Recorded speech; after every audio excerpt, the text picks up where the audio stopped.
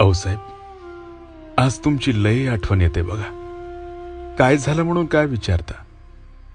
अहो, तुम्ही ज्या पोरी बाळींच्या रक्षणासाठी आपली उभी हयात घालवली, पोटच्या पोराला याच माऊलींच्या रक्षणासाठी अर्पण केलात, त्याच समाजात डोळ्याने न पाहावे असे प्रकार घडतायत. 3 वर्षांची चिमुकली टाहो फोडतीये हो, पण आम्ही मात्र कायद्याचे बूच घालून बसलोय. या वानझोट्या व्यवस्थेकडून न्यायाची अपेक्षा करतोय, तर कुठे राजकीय पोळी भाजली जातीये. हे सगळं पाहून अस्वस्थ होत आहे. अहो साहेब, एकच मागणी आज पुन्हा होतीये.